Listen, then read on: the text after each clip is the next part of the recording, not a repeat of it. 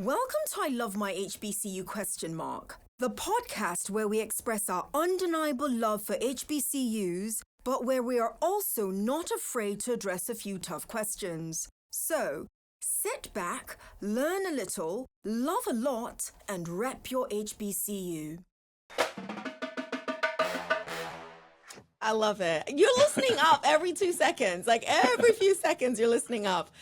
Everyone who's hearing the sound of my voice and who happens to be looking at me, you see a gentleman right next to me, Tim Sanders. How are you?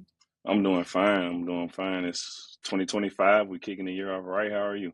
I can't complain. I can't complain. Welcome to I Love My HBCU ?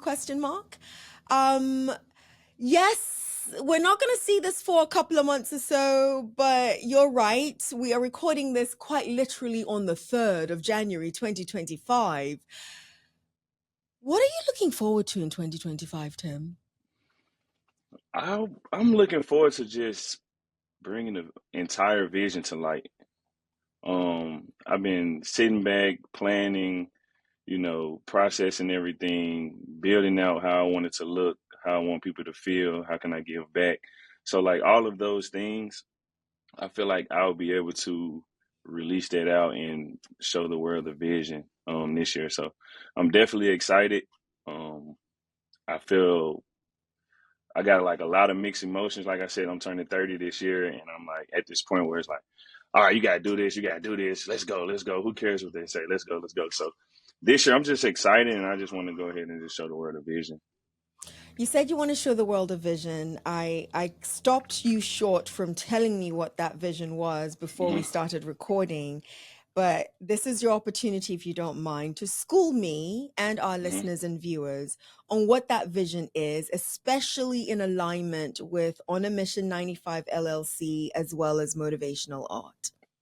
So with the vision, my main goal with any company that I start or any brand like that I try to build or whatever it is to push motivation. All right, and I want to do that through art, through fashion. And I don't think it's a lot of people in the fashion industry that look like me. And also the way that I want to do it through the HBCU market to like just kind of get in touch with the students, the alumni, and be able to connect that, be able to bridge that gap. So for me, it's going to be to really inspire every single person that we come across, Hmm. no matter what their dreams or aspirations are, to be in life or what they want to do. I want to be like the walking testament to show them that, hey, anything that you can do, anything that you want to do or put your mind to it, you can do it. Wow. Anything that you want to do, put your mind to, you can do it.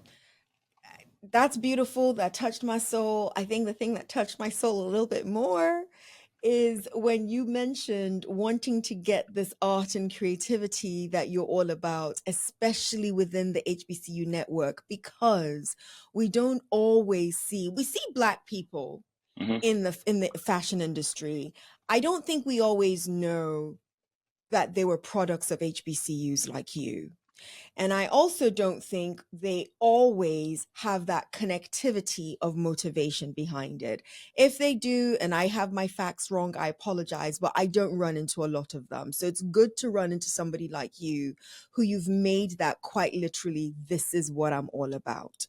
I was admiring a lot of the jackets behind you before we started. And even though I can't quite see it now because of this lovely split screen, there hmm are more than a few colors. So we see all of the maroon and the red. There are a couple of blues there as well.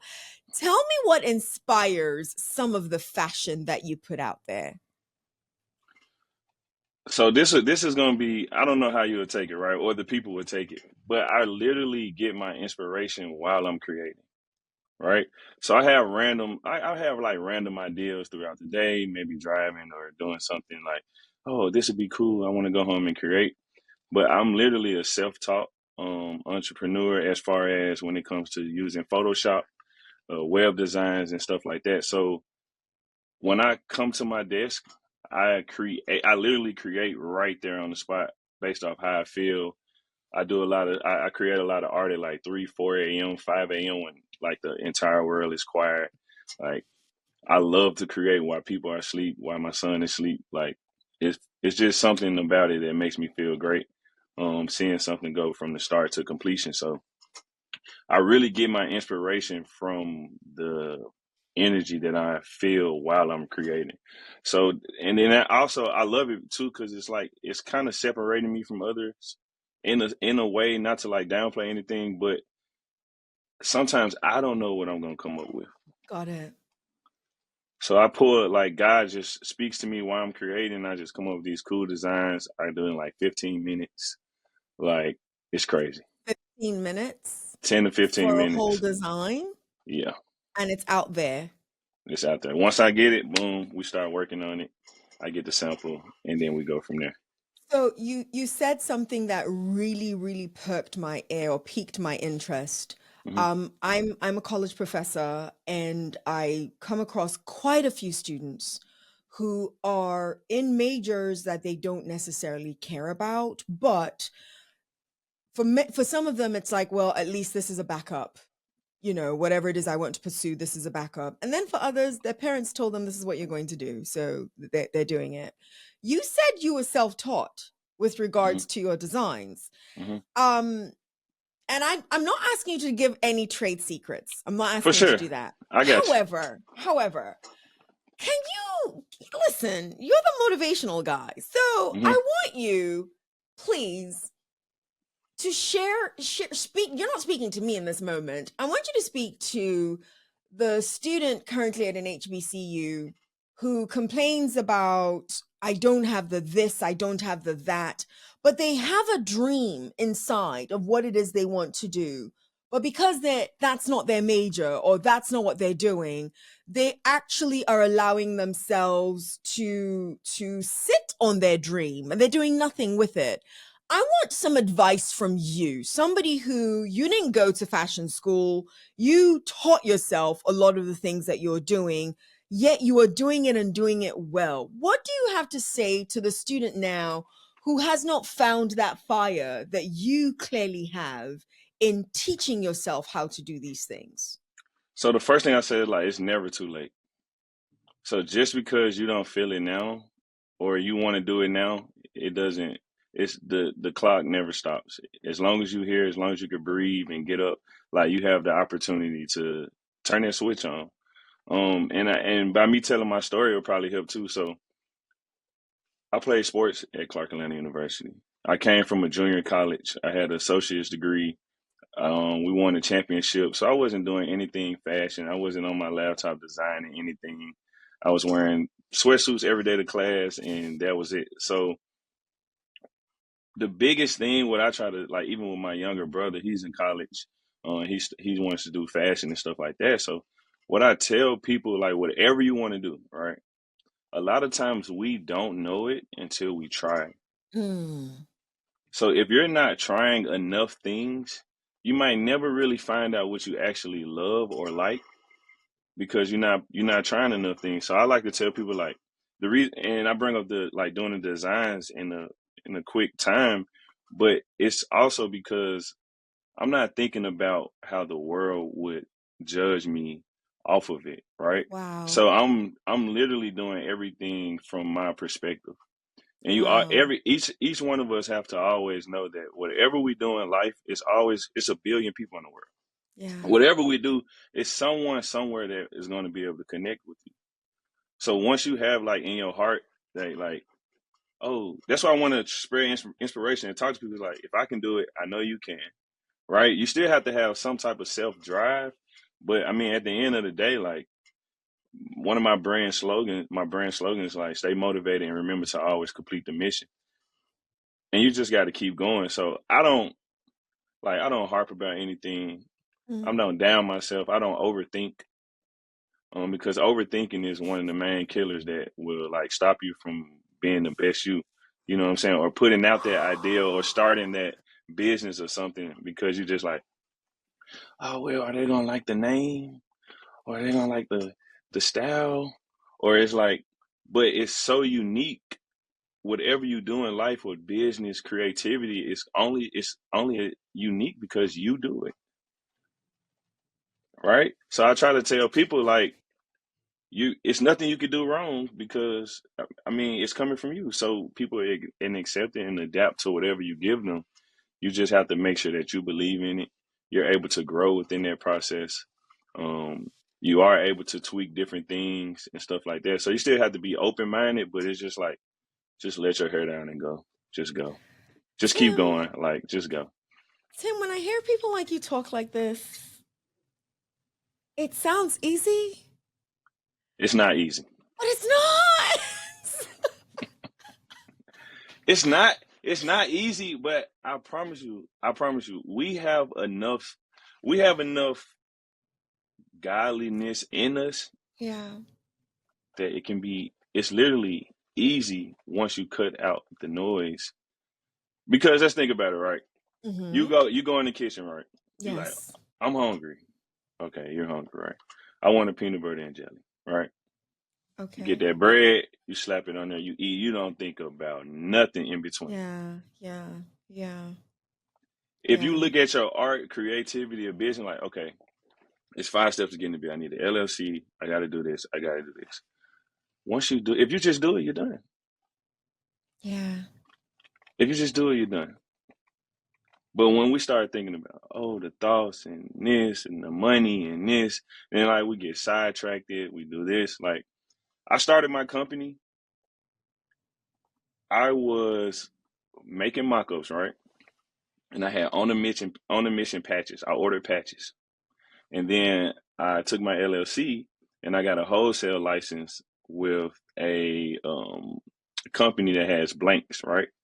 So I didn't order any blanks. I only had patches and tags for the shirts. And the shirts I had, I could rip out the tag. So what I would do was I made like 20 mock-ups with the tag, digital mock-ups with the tag on a red shirt, blue shirt, green shirt, black shirt. And I put all the shirts on my website for sale. And when you order it, I say, because I started my business like in the middle of COVID with no money. So I started in the middle of COVID and I was like, okay, when your order come in, it's going to take like 2 weeks, maybe a week and a half to ship. But as soon as I got the order, I would order the shirt and I would 2 day ship the shirt. When the shirt got here, I would put the patch on, I would put it in the bag and I'll ship it off to you on 2 day shipping too. So you was getting it pretty quick, but it allowed me to save enough money to like To actually, finally do a bulk order. you need to be my business coach. I was going to say you need to be a business coach. You need to be my business coach.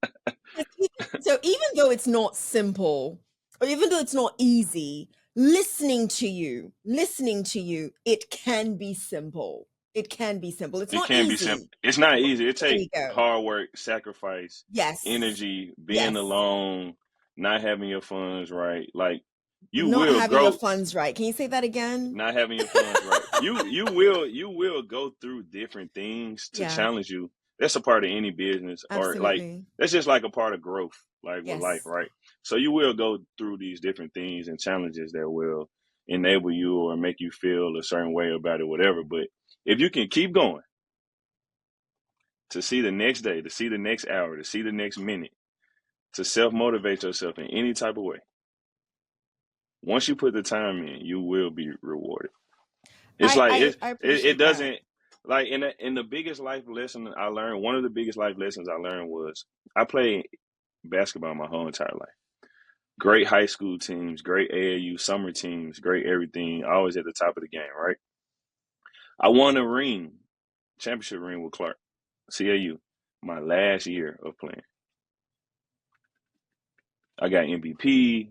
We went to the championship. We experienced everything, and then I didn't play sports. I'm not playing sports after that, right? So for me, that lesson right Yeah. there spoke to me. Is like, I mean, Yeah. last year of school, I'm on the fly, I'm on on the schedule in the library Mm-hmm. everywhere, and I'm just humbly going through it. Like, wow, like, and my mom wanted to go to CAU when she was younger, and she ended up going to an HBCU in Memphis. But it's just like if I would have stopped if I would have quit, You wouldn't have I reached would that goal. I wouldn't have Yeah. reached that goal. Yeah. I wouldn't have got the inspiration to do this type of stuff because I wouldn't have known what it felt like to be a college student at a HBCU. Yeah. with so many people that look like you, that's all striving, and professors are on you because they know how tough it is in the real world. And it's like it's just so much love at a HBCU. That's why I love my HBCU, Thank because you. it's just so much love there. So going through that journey allowed me to come back now, and now I can give the students, I can give the alumni, I can give them something that will last forever for them, Absolutely. that they love to wear, that they love to have, and that's tangible. So I mean, I can go on about that, but Okay, and I'm going to come back to something you said, but I'm not going to tell you what it is all right, right cool. now. Though that 1867, I'm going to throw a rapid fire segment at you in 67 seconds. Are you ready? He's like, wait, what? Did you guys see how his eyes flickered ever so slightly? Like, what? You didn't tell me about a rapid fire. So yes, are you ready for the rapid fire? You don't have a choice. You're here now. Let's go. Let's go. Let's go. Okay. Describe your HBCU experience in one word.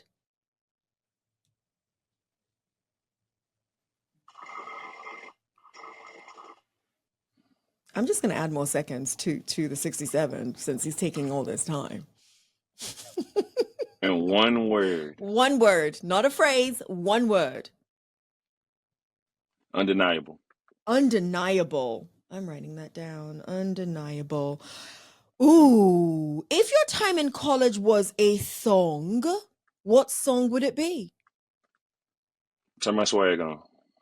Turn My Swag On? Mm-hmm. Okay, clearly I don't. By Soldier Boy.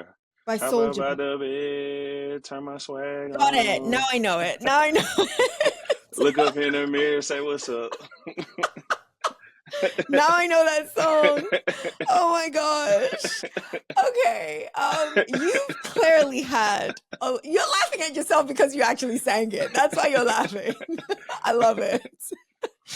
Okay. You've clearly haven't had a lot of roommates. If you wanted, what would you have wanted to tell your college roommate but didn't?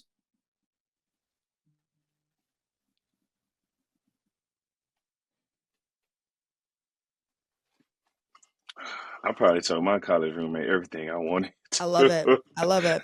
On a scale of 1 through 10, how good of a student were you? 7. 7. Okay. Okay. He thought about that, so I believe him. My grades were good though. Like I have a trophy case right here. I have like Okay. what does that say? Student athlete, outstanding student athlete. So Outstanding. Okay. I did great, but I will tell you, at an HBCU, right? This is for all the men right there out here that doesn't know if they want to go to college or PWI HBCU. Black women are sent from heaven to help us out. What do you mean? And at an HBCU, if you don't know something, if you need help, you have all the assistance there for you. So maybe I was at class, I sat in the front, I had to do my thing, right? I was good. But if I needed the extra study, if I went to the library, there's just a million people that you can just walk up to, and they will literally help you out. Okay. Okay. I need you to give us a better compliment before this record. Us helping you out. Us helping you out is not the best compliment. Not me. I know it's a lot of men that don't want to go to college. They're scared of work. They're scared of like whatever the gray Sure. area is. Mm-hmm. And I'm just saying, like, it's like having auntie, a mom. Like, you're gonna be able to get through whatever you need to get to. You're right. You're right. The look on my face is I need you guys helping us the way we help you. That's what all of that is. Because we add value, but it's just, for me, it's just nothing. It's just nothing more greater than like just like black women just like accomplishing and just like empowering the environment like that. Like, it's just beautiful. Okay, thank you, Black women, but we need help too. Okay. All right, last question. This clearly is no longer 67 seconds. Anyway, shout out your favorite professor or person at Clark Atlanta University. Dr. Vest. Dr. Visk, what did he or she teach? He was a business major at marketing management. So wait, pause. And I know you answered the question, and you get to answer the question any way you want to. Mm-hmm. But you just propped up Black women for all their help, the aunties, the everybody. And I asked you to shout out your favorite person or professor at Clark Atlanta University, and you give it to a guy? That's my that's the most impactful. That's probably like one of the most impactful people on that campus. And God is you good. can ask anybody that. God is good. No He comment. say mo fire, More fire. God, and good he go for like him. this. He go like that, mo fire. Okay. God is good. God is good. No comments. No comment. Tim Sanders, you are from Memphis, Tennessee. You don't sound like you're from Memphis, by the way, but Okay. you're from Memphis, Tennessee. You ended up at Clark Atlanta University. You bypassed quite a few colleges along the way. Why hmm Clark? And I know you said your mom wanted to go to Clark Atlanta University, hmm but why did you pick? You could have picked Morehouse. You could have picked any other institution, including HBCUs, on your way. Why Clark? So I mean, it's like a couple things. So I actually got a full ride scholarship there to play Okay. sports. Okay. Okay. I think I had an offer from Morehouse too, but I had a full ride scholarship. Clark's find a way or make one. That stuck with me. That's Clark's slogan, like find a way or make one. And my favorite color is red. My favorite color is red too. So also when I was younger, my mom actually we took a trip to Atlanta, and I Hmm. have a picture in front of CAU. How old were Um, you? as a kid, I was probably maybe like 11 or something. Wow. Wow. Yeah. So I actually have a picture as a kid in front of CAU, not knowing that like full circle I'll come back. Even out of high school, my mom's like, you gonna go to Clark, you gonna go. I'm like, no, now I'm going D1. I'm doing this, I'm doing that. And when I got done with junior college, they actually offered me and stuff like that. And I came back, I was able to come home, help my brother. I have younger brothers and stuff like that, Hmm. younger siblings. So I was able to be closer to home. They could support me. Like it was just a lot of different things. But like the main three was like the intuition of being here before. Um, my favorite color is red, and find a way to make one for me, right? His favorite color Because, is red. Seems to be like the number one reason.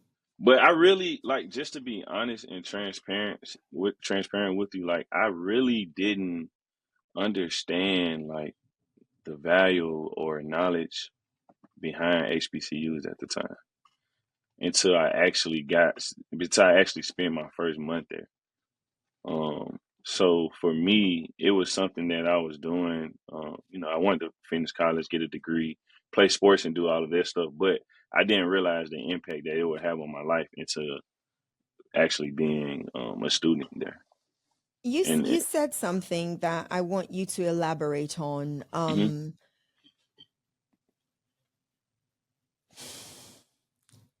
There's something about going to an HBCU that unless you go, I just don't think you will know what it is people feel. It's a feeling, if you ask me.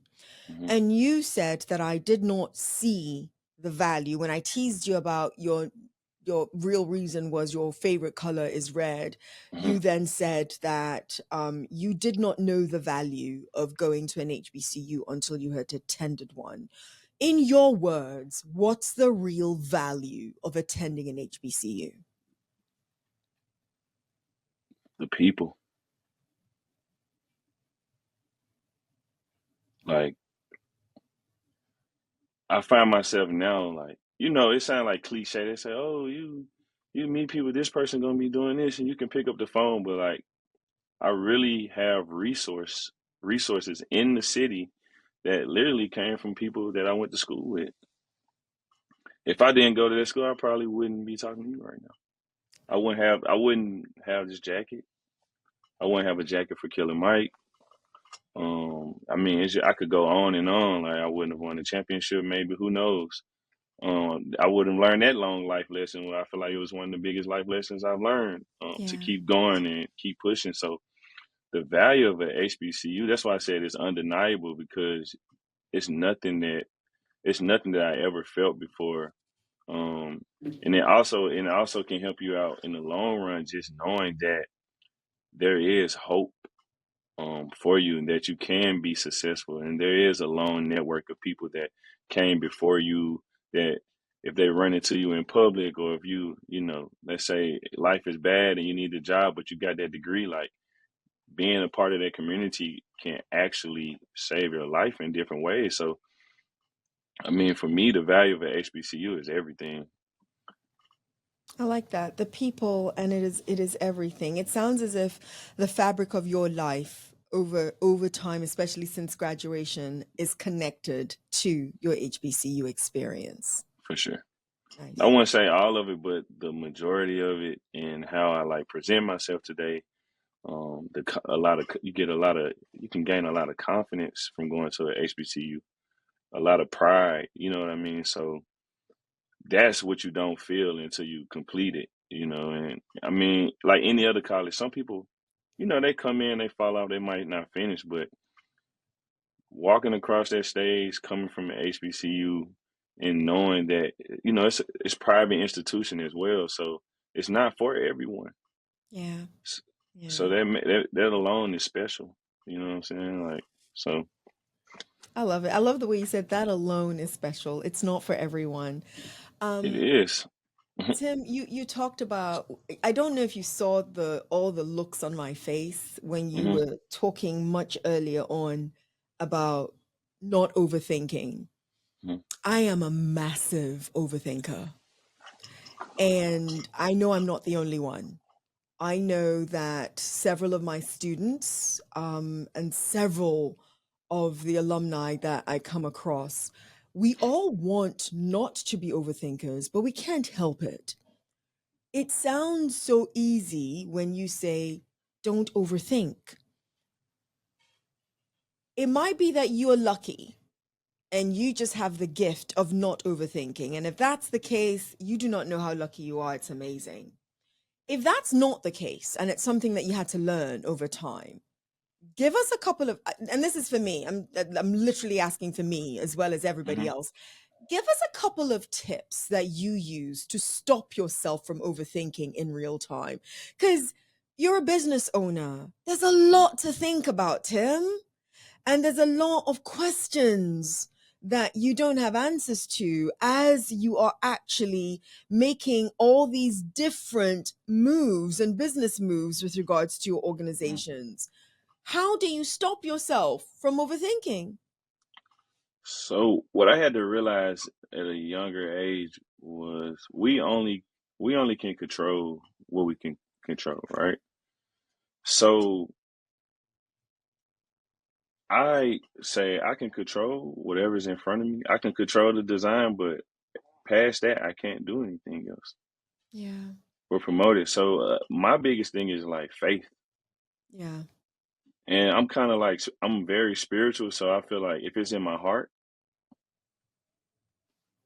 if it's in my mind, if I can write it down, if I can feel it, then it literally will come true. So yeah.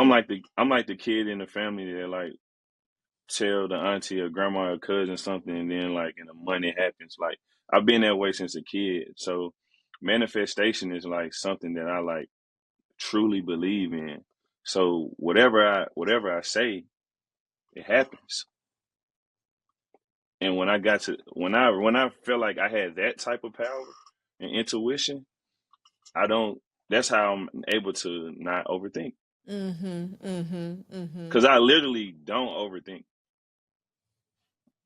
even though like I am a heavy thinker. Yeah, yeah.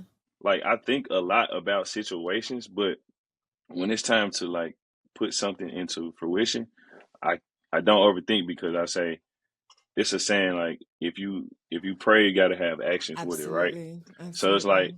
if God has written all of these stories out for all of us and He's given us these ideas and we can pull from there, then all we got to do is meet Him halfway. Okay. So for me, I just go in everything like, all right, I did my half, and then the world just like take over. Like I can give you an example. Um, I had Chris Brown wearing one of my motivational art shirts at his Okay. concert, and the way that it got to him was super organic through friends and relationships and stuff like that. But last week, that same one of my same friends hit me and said, "Yo, CB hit me up and said he wants some more of your merch." Now we all know Chris Brown got like 10 closets. He don't even wear he don't even wear the same clothes twice, right? But because I did my half, I made it. I sat at the laptop. I went out and tried to network and get it to people and do different things. That's what I had to do. That's what you had to do. That's what only I could do. God or whoever, whatever people believe in the spiritual world, that will happen on the back end. If you do what you do. So if you got a business idea, run it. If you can. And once you put it out there, you've done your half. You do your part. You do your part. And once you do your part, then, and I'm not saying every story is like, blown away. It doesn't work like that. But you will see with like consistency of doing your part and not coming, and like with doing your part and not overthinking comes like after you do your part, you release the energy and the focus and you put it on something else. It's like watering a plant. Like I started having like a garden and stuff like that in my backyard. And the first year I was like, oh, these plants are nice. And then they're like all dying, right? Like after the season. So I'm looking it up. So like cut off the leaves and you cut the stems and everything off. And it's like nothing happening, right?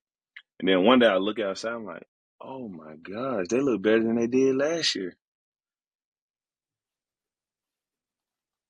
And I was like, all I had to do is plant the seed. Plant the seed and do your part. Yeah. Water it, cut it, prepare it for next season, and the world did the rest. So that's how I look at like starting business. Like so, like this year, my thing is I want to do too much. Like I'm doing consulting, I'm doing design, I got my own company. I'm about to add more HBCUs, Howard, FAMU, NCAT. Like I want to do a whole HBCU tour. Nice. I want to take that money and come back and when freshmen come in, register and come in for their first week. Maybe you need extra dorm room supplies. Maybe you need to go grocery shopping one time, right? So I want to be able to take the money from the company and to do like mini scholarships, take 10, 20 kids from each school or, do different things like that. So, I mean, I'm going to just keep going with businesses because I'm like, oh, work like this. I ain't got to overthink it. Just come up with do my part and let do it my be. part. You know what I'm saying? Like do my part, focus on like really coming up with real business plans, like actually do it the right way. Yes. But like doing my part and, just letting the world feel that energy. So Tim, part of me tells me that this is Tim. This is just who Tim is. And then another part of me is it has to be the influences that have also come into his life over the last few years and throughout his entire time. How much influence has Clark Atlanta University had on shaping this person that I get to speak to today? It had a lot to do with it. Like I said, professors, friends, family, sports, living environment, being able to be motivated every day because you, me, her, him, everybody, we all are here for the same goal. Yeah. Right? So it's like it's also it's kind of feel like you living like in a different world inside the world in your parameters, right? Because we go to this store, we go to this dorm, we here, and we just here the whole time. It's like it's like a Sims game. So all the energy in this one space is just like fireworks, just going off all day, every day. So for me, CAU Clark Atlanta University has shaped me in ways that I'll probably sometimes don't even realize. Nice. It sounds as if there's like discipline, being on time, understanding that. So like it never was hard for me in the workforce to like keep a job or like be an outstanding team member or coworker. You know what I mean? And you have some people that come in late and do this. Then you get to know about them like, oh, okay. Like but you really are coming through at HBCU, you really get set up in a different way to when you released out into the real world, like you almost like at the top of your game with other people that probably went through some of those phases. You know what I mean? I do, but so I'm gonna throw a monkey wrench in that ever Hmm. so slightly, Hmm. because I don't know if it's luck. I heard literally what you just said. I'm not kidding. We had a conversation not too long ago with a couple of students currently at HBCUs. Hmm. And what you just described, let me be kind.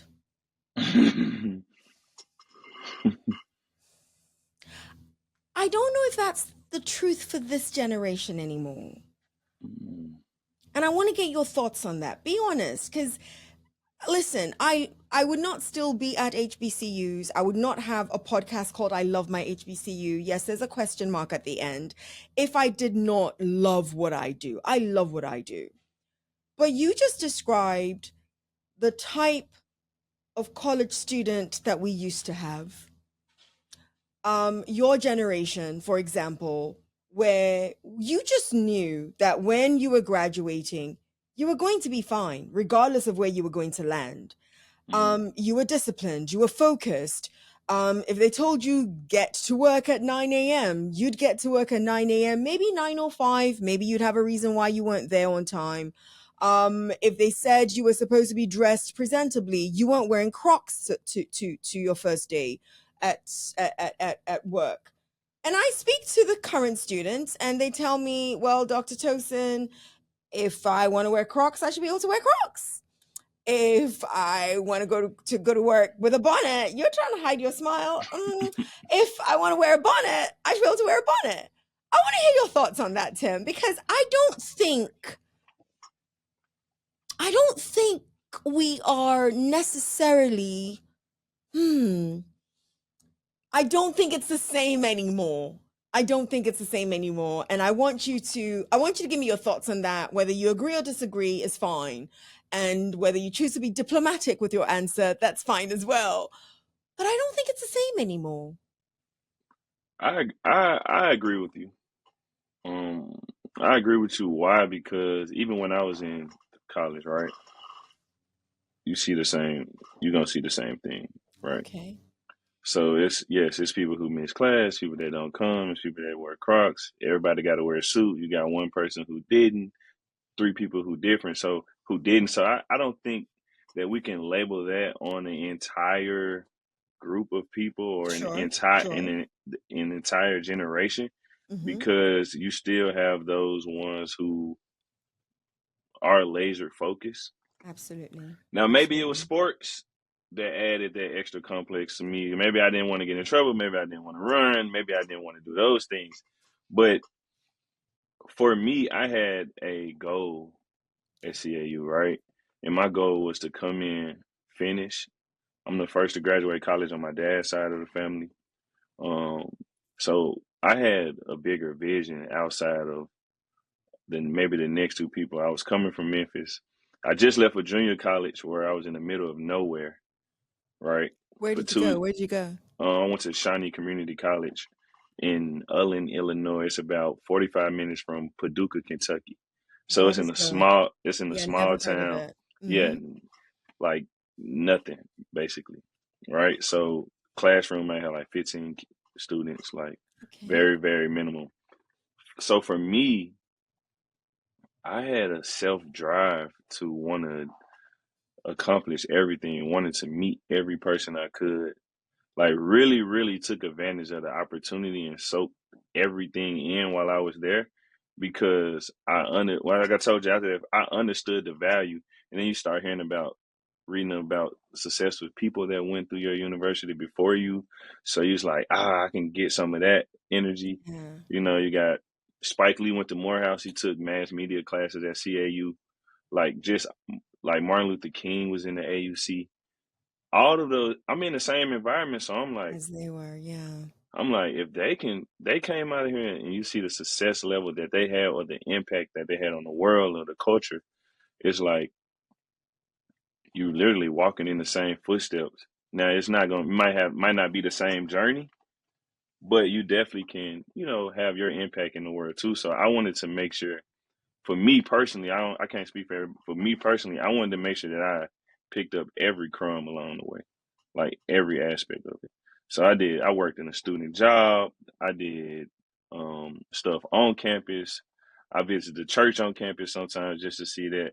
I visited the choir on campus sometimes just to see them sing. Like I kind of touched basic. I went to the football game, supported the girls, football, baseball, everything. So I'm really like a product of CAU.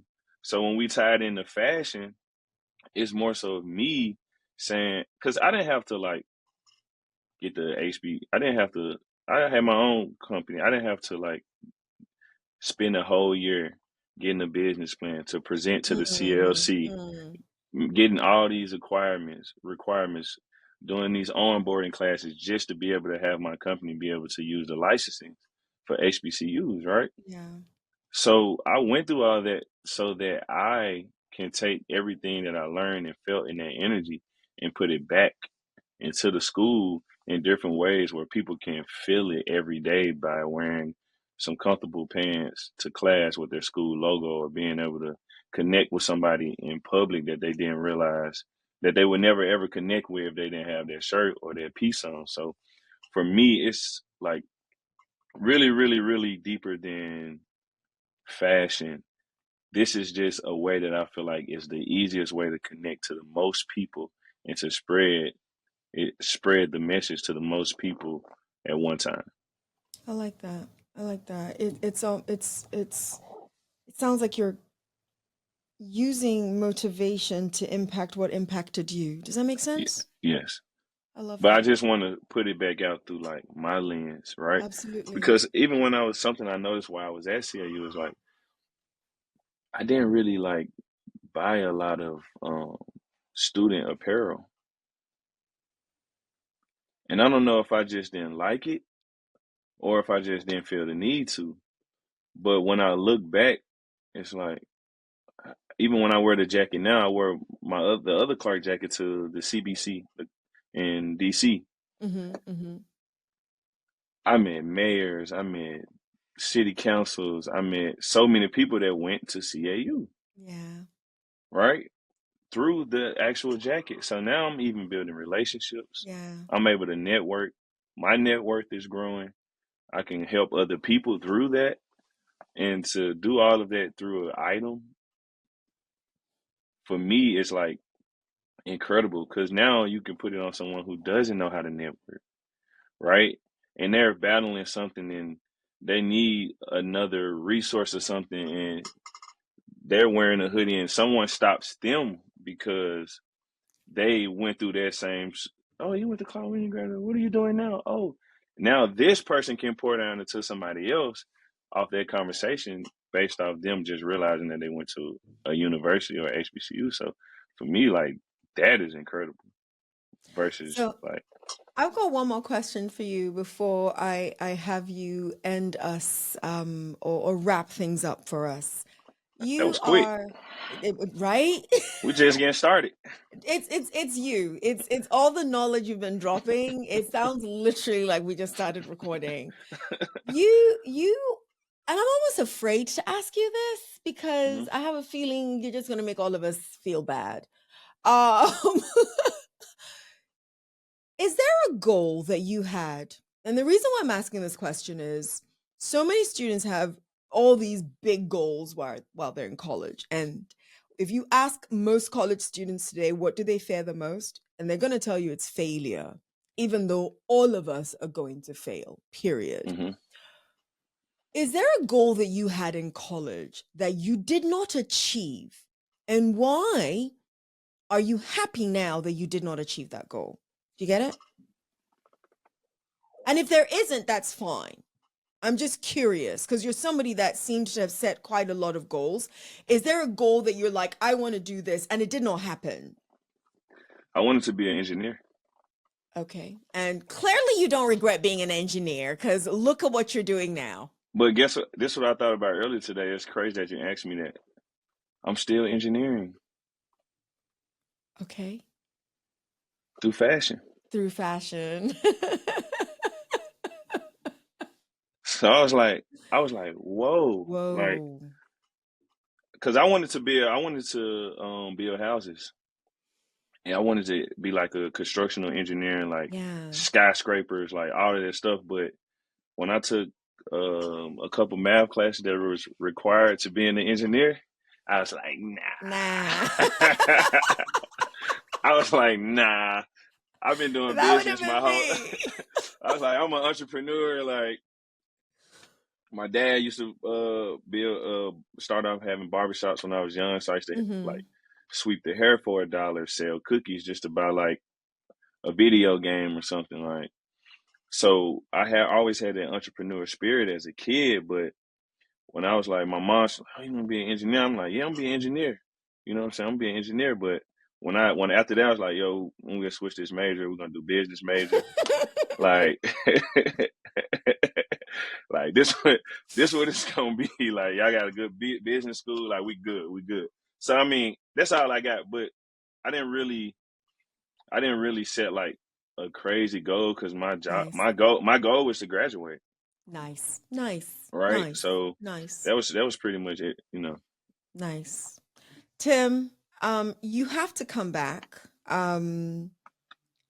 You have to. I was going to say something else. By then, I wonder how many more people will you have fashioned and engineered fashion for. So you have to come back. But for today, I appreciate you. I'm sure there are a number of things that we could have talked about that we didn't get to talk about. So, is there something that you absolutely would want to leave the audience with that Tosin did not do a good job of asking you? I think you did a great job. I wish we had like 2 more hours so we can I just know. do more. Just talk. Yes. But the last thing I just tell everybody is keep going. Listen. We didn't get into like my story or like how like my last 2 years have been, Wow. and like losing the child, like having twins and losing one, Wow. not having any money, not living at the hospital for 8 months and not being able to bring one of them home. Like this is like right before all of this. Like I built the brand, life happened, and then now I'm on the other side. And that's how we went from on a mission, what I was wearing every day to the hospital. I'm like, dang, I didn't know. And now we came out motivational art, right? So we had a life transition, and what I just learned is like just keep going. So if you ever get a product from me, if you ever get anything, I can show you like a tag I have here. Like you will see this on all of my products. Keep going. And that's all I want. That's the message that I want for everybody with life, with goals, business ideas, whatever you have, however you may feel. Like I literally was depressed and at the lowest point in my life. Hmm. This happy dude who motivates everybody was in the dark for about a year, and I never complained once. And I'm just telling anybody, like, that's gonna be my message forever. It's just like, just keep going because you never know what's on the other side. Tim, thank you for For sharing sure. that. I wasn't going to bring it up Hmm. because I don't always know what people are willing to talk about Hmm. and what they might find a little bit too personal. So it's why I always ask at the end, is there something that I did not bring up Hmm. that they'd like to share? I was not expecting that to be what you would share. So I am eternally grateful for you touching on the fact that this gentleman who is a source of motivation for so many has gone through some really hard life that has made him be the one that he needs to give more motivation to, yet you're still giving motivation to others. So I sincerely appreciate you For sure. in more ways than you'd probably even realize right now.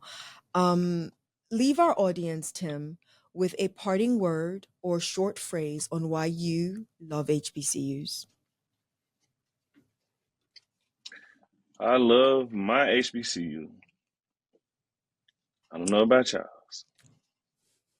But because we were taught from the time I came in to the time I leave, and I said it during the interview, to find a way to make one. And I truly live by that. I felt that before I came to the university. And each school has their own unique phrase. And I don't know yet what's yours, but I do want to know too when I finish this. But like research, find a way to make one. Like keep going, find a way to make one. And like I don't want to get too much more deep because I started talking, but literally find a way to make one. I'm going to get judged for this. Ours is growing the future, leading the world. I prefer find a way or make one. That's why I'm going to get judged. I'm going to get judged. And What I'm school? okay with that. What HBCU did you? Well, I went to Kentucky State University and Howard University, but I am at Morgan State University. So I'm going to Okay. give you Morgan's. And Okay. Morgan's is growing the future, leading the world. I believe that, but I absolutely prefer find a way or make one because that's personal. That's personal. It is motivational. It is timeless. It is timeless. And you're always going to need that. For sure. Tim Sanders, you have been a gift to me today without you realizing it, and I appreciate you. Those who have listened in, you're going to see a lot of red when you watch this. A lot of red. He's bringing out more red. He's bringing out more red. Oh, can you show them the one you did for Killer Mike? I know you showed me. Are you allowed to show them the one you made for Killer Mike yet, or no? Yes. Okay, let's see the one you made for Killer Mike. Okay. So this is a Morehouse jacket that was made by Tim Sanders for Killer Mike, and it has got what is that, a tiger? The Morehouse tiger? It's gonna be the Morehouse mascot here. Mascot, there we go. It's logo. Beautiful. And then this is the back. Nice. And then we also have the 1867. 1867. Bam. Tim, on air, you're going to commit to making me something. I don't know what you're making me, but you're making me something. We just don't know what it's Let's going do to it. be. Let's do it. Let's do it. Lovely. I appreciate you to taking the time, the consistency, like, you know, the DMs, the email, whoever, like just the whole complete staff and everything like that. So my team is amazing. Thank you, team. I really appreciate every aspect, and I wanted to do it last year, but I felt like the energy would be great to start the year off, not only for like the platform or for me, but just like in general, just to have something to look back on, because this year is going to be, I'm going to manifest it for all of us. This year, I'm telling everybody the word of the year is impactful. So this year is going to be very impactful for all of us. We're going to make a big difference. The world will see it. We'll be able to show that light through us. And I just want to let you all know I appreciate you all. Thank you all for having me on the show. And this year is going to be This year is going to be impactful. I receive it. Everyone who just heard Tim, everyone who's watching us, it is impossible for you not to subscribe to I Love My HBCU ? Wherever you get your podcasts, virtually and audio, not because of me, but this one is because of Tim Sanders. That's the honest to God truth. So everyone, thank you. Yours in HBCU love. See you next time. Thanks, Tim. Thank you. You've been listening to I Love My HBCU ? Let's keep the conversation going as we share our stories and encourage more practical support of HBCUs, whilst, of course, holding each other accountable. Don't forget to follow and subscribe for the latest episodes. Until next time, love and lift your HBCU.